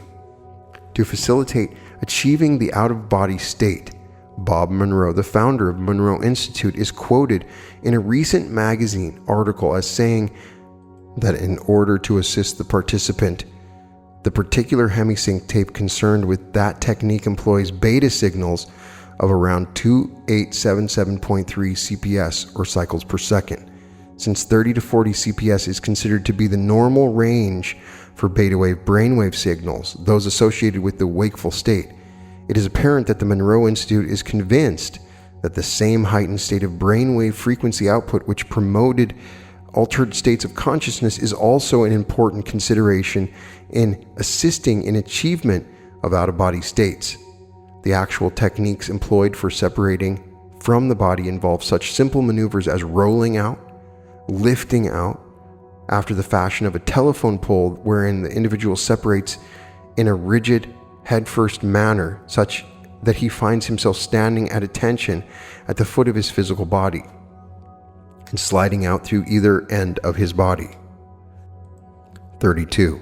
Role of REM Sleep. It is interesting to note that Bob Monroe informed the Gateway class that finished 7 May 1983 that an ex-trainer of his operating in Charlottesville, Virginia, found that he could guarantee out-of-body movements by bringing participants down into a rapid eye movement state of sleep and then use the Hemi-Sync tape technique. This may well be a function of the fact that most, if not all people, reputedly go into an out-of-body state during REM sleep. REM sleep is the deepest possible level of ordinary sleep and involves complete disengagement of the body's motor cortex functions from the neck down and nearly complete suppression of consciousness in the left brain hemisphere. The effect of this is to put the body in a state of complete stillness so far as the skeletal muscle structure is concerned, thereby further promoting the state of deep rest needed to eliminate the bifurcation echo. In addition, it leaves the right hemisphere of the brain free to respond to the instructions and suggestions contained on the Gateway tape. However, use of the Hemi-Sync tapes at this point may be less a factor in actually achieving the out-of-body state than it is a matter of focusing the brain enough so that a residual memory of having naturally achieved an out-of-body state is carried into the waking state.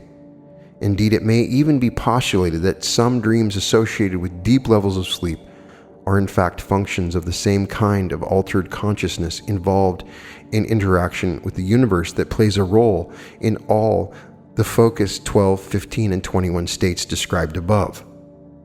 The difference between those states and the condition of the mind in REM sleep seems to be that the left hemisphere is almost totally disengaged in the latter experience, such that memory of what was achieved in the altered states of consciousness cannot usually be retrieved by conscious desire because the left hemisphere has no knowledge of its existence or its location in the right hemisphere. Admittedly, some people can be trained to remember their REM states dreams through intense conditioning in the waking state, but even that may be more a function of establishing pathways in the right hemisphere which the left hemisphere can access following re-entry into the wakeful state, than it is an indication of any specific left hemisphere conscious involvement in the process during REM sleep. In any event, the three apparent conditions required for voluntary inducing an out-of-body state in most individuals seems to be 1. Achievement of a state of profound quiet in the body, such that the bifurcation echo fades and resonance at approximately 7 Hz is established. Synchronization of the two brain hemisphere wave patterns, and 3. Subsequent stimulation of the right hemisphere of the mind to attain a state of heightened alertness, which of course interferes with brain hemisphere synchronization, but not until a sufficient level of enhanced frequency range has been established and to help achieve the out-of-body state. 33. Information collection potential. The information acquisition potential associated with the out-of-body state seems to attract the most attention from the standpoint of developing practical applications for the Gateway technique.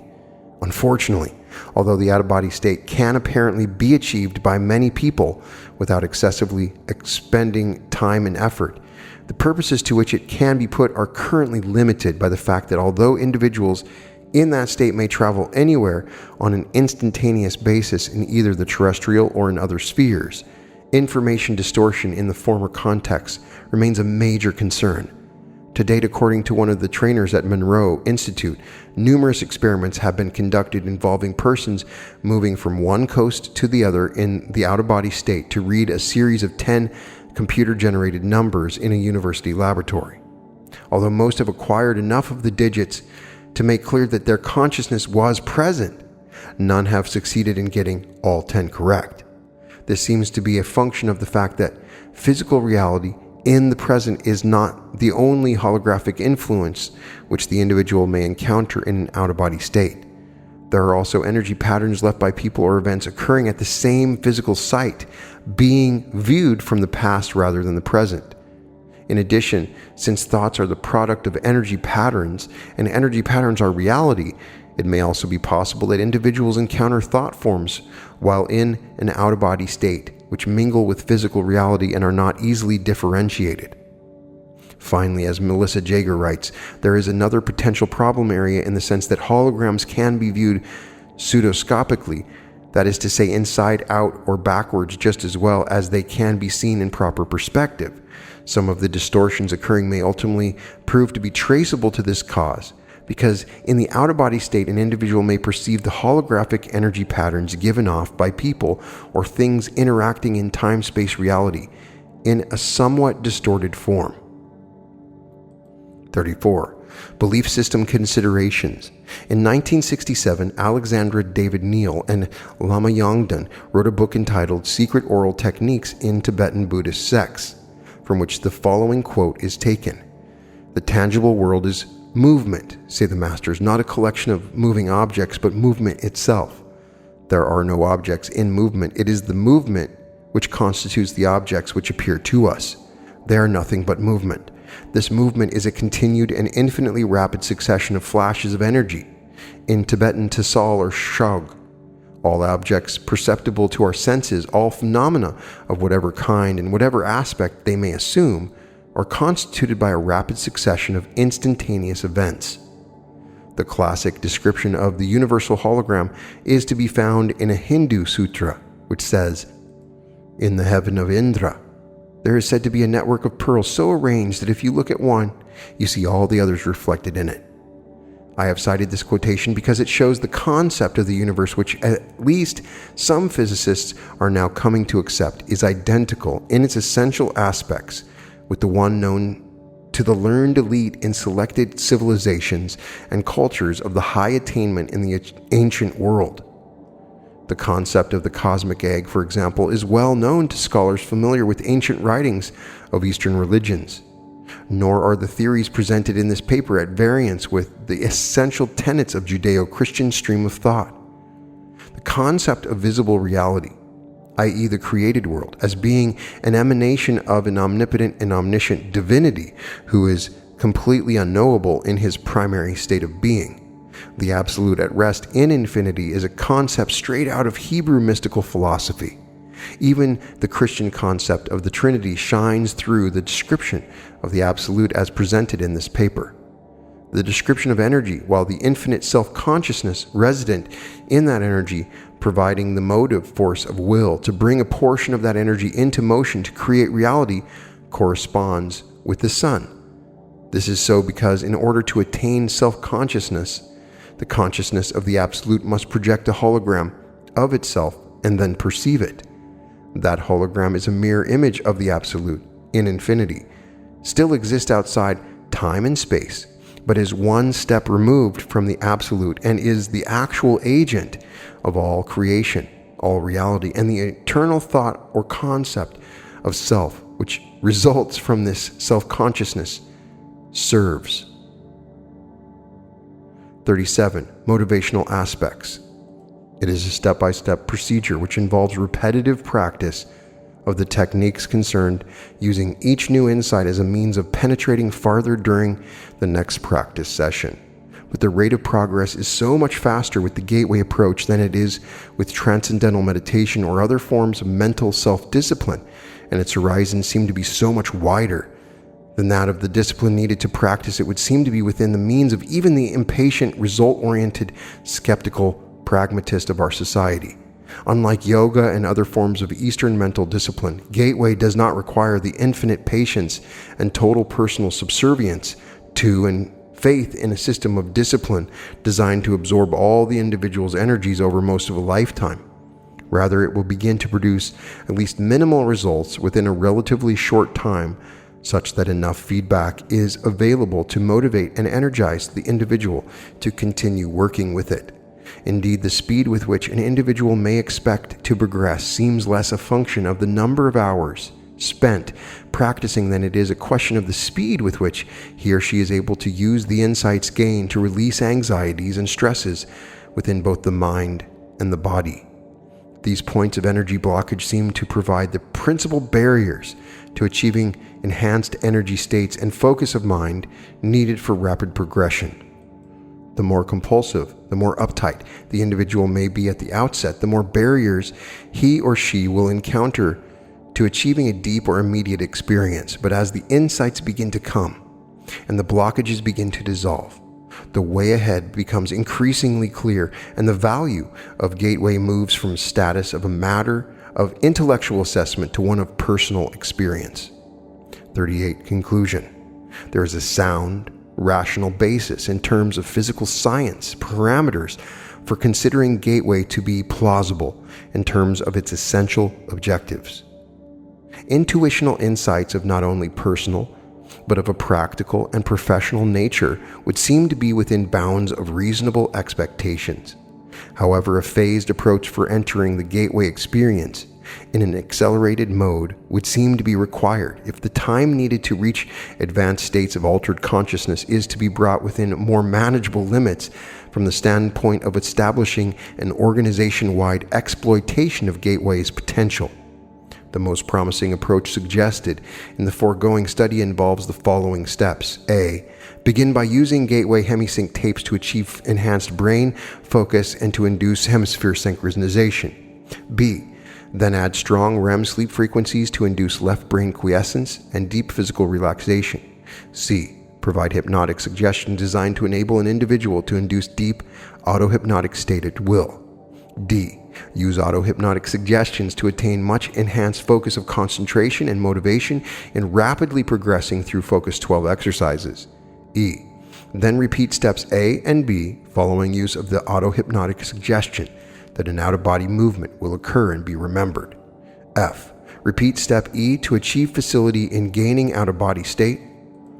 Under conscious control, alter hypnotic suggestion to stress ability to consciously control out-of-body movement and maintain it even after REM sleep state ends.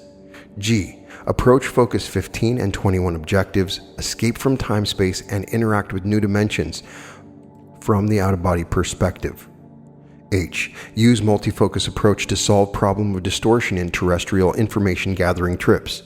This approach involves the use of 3 individuals in the out-of-body state, one viewing the target object here in time-space, one viewing it at Focus 15 as it slips into immediate past, and one viewing it at Focus 21 as it slips from the immediate future. Debrief all 3 and compare data gathered from 3 points of view. If care is taken to ensure that the 3 all go out of body together in the same environment, their conscious energy systems should resonate in sympathetic oscillation. They can tune to the same target on different planes or dimensions with greater effectiveness. Encourage pursuit of full self-knowledge by all individuals involved in the foregoing experiments to enhance objectivity in out-of-body observation and thinking, and to remove personal energy blockages likely to retard rapid progress. J, and this is a doozy, be intellectually prepared to react to possible encounters with intelligent, non-corporeal energy forms when time-space boundaries are exceeded. K, arrange to have groups of people in Focus 12 state unite their altered consciousness to build holographic patterns around sensitive areas to repulse possible unwanted out-of-body presences. L, encourage more advanced Gateway participants to build holographic patterns of successful attainment and rapid progress for advanced colleagues to assist them in progressing through the Gateway system.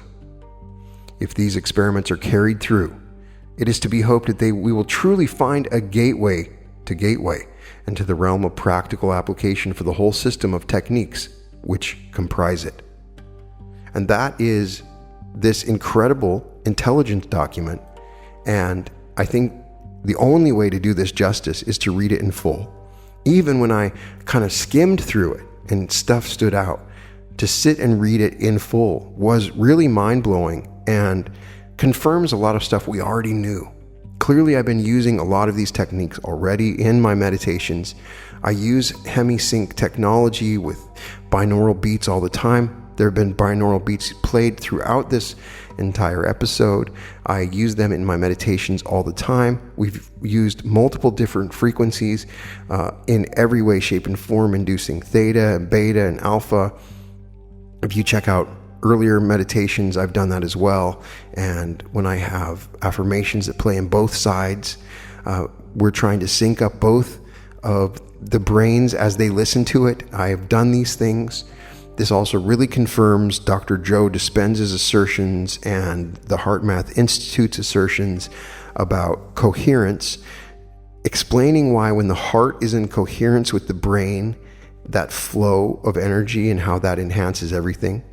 I haven't done an out-of-body experience meditation, but you betcha we're going to be doing one exclusively for that. I've definitely taken people out of body in the meditations, but I think some of these techniques are great, and it's just mind-blowing that we have this information available. There are some pictures in here that are amazing. I recommend that you read the actual document. One of the things that stands out also is the discussion of the mirror universe that we talk about in transurfing. Check out my episodes on the dual mirror. And when you start to think that your thoughts are a reflection, it's shown in the hologram in the system that they talk about. And the really fascinating thing here is the idea that you can travel time. Now, when you understand all these concepts, this was in 1983. So that means the government's been working on this for 37 years. The real question is, are they in full access of the future? Do we see people in government? Do we see some groups that are using information about the future? And as we are implied here that it's not completely accurate, there may be distortions available in that field. But if you get enough people remote viewing the future, then you might see an understanding of what's going on right now. We got people playing around with time, trying to manipulate it. Remote viewing is a powerful thing. I've done it, and there are several teachers that are pretty good at it. I've mentioned some on the show before, but I even think the episode on miracle metaphysical power is talking about that. We have access to this entire field all the time, and it is mind-blowing. So if you have a mom and dad or a friend that says this stuff doesn't work, it's all woo-woo, then point this episode out. It's not. This is official government policy, and of course they're hiding it from us. They would not want us to have this information. They would not want us to have the ability to go into time and see what people actually did, which we will slowly start to learn how to do. As the Akashic becomes more conscious and we become more connected to the consciousness of the earth, we will start to see what the government's been doing all along, because it will all be available to us, if it's not already. We are just learning how to access it. So definitely check out Hemi-Sync. But this also inspires me to do something I have been working on, and that is a set of meditations that build upon each other so that each one will take you into a deeper level of consciousness. And I think we've kind of done that already. If you were to do my meditations, there's over 100 of them in order. You will definitely, what I've done is created anchors and links from old meditations that bring you into different levels. There's certain levels of complexity that are added in different meditations. I've done that subconsciously. Oftentimes I'm letting my higher self do these meditations, and that may be the reason my higher self is doing that.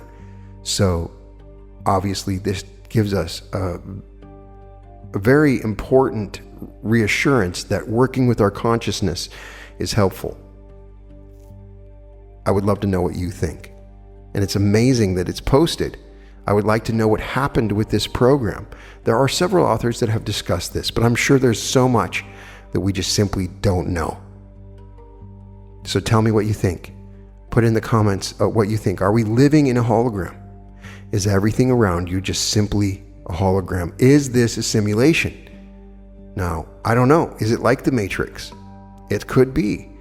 There have been some mathematicians and scientists that have observed things in the galaxy or in the universe that they say would make any simulation impossible. Measurements of variances and energies, and I don't believe that argument. I think that the simulation would always provide a particular calculus or calculation. This is a very dense and powerful energy, but you can see the power of moving into the void, into the absolute, and the importance of guiding our minds and hearts to become aligned and syncing up the left and right brains, which are aspects of our consciousness. So I will definitely take what I've learned from this, and I hope that it gives you credibility on the idea that our thoughts create reality and an understanding of a scientific basis around it. There's so much more, and we have discussed that on different episodes of this podcast. This is very much a very good way to begin if you want to understand this, but there's just so much more. So thank you for listening. I hope I made it somewhat accessible.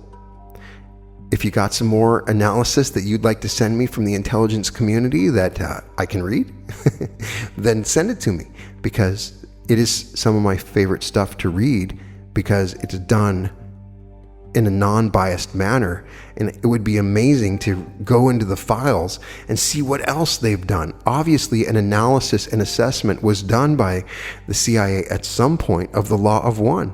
What was their assessment? Well, obviously, if you know anything about the Space Force, maybe it's way more complicated than maybe they already knew it ahead of time. But I would love to get their analysis of some of these concepts and what they think, because they're done in a very reputable, intellectual, and powerful manner in the way that they discuss it. All episodes of The Reality Revolution can be found at therealityrevolution.com. And welcome to The Reality Revolution. Warning, welcome to The Reality Revolution. This is not your normal book. What follows could drastically change your thoughts, beliefs, and life. Proceed with caution. I know I was born, and I know that I'll die. The in-between is mine. Eddie Vedder. The night my home team won the Super Bowl, go Broncos, someone broke into my home and shot me. Or rather, a version of them shot a version of me. I'll explain. The logistics of my story are not uncommon. It was an attempted burglary gone wrong. I heard scratching at the back door and thought it was my cat. But when I opened it, right in front of me stood a kid in a hoodie and held a gun pointed directly at me. He fired a shot. I turned and ran back into the house, called the cops, and the whole thing ended with a bullet bouncing off my back. I'm lucky to be alive.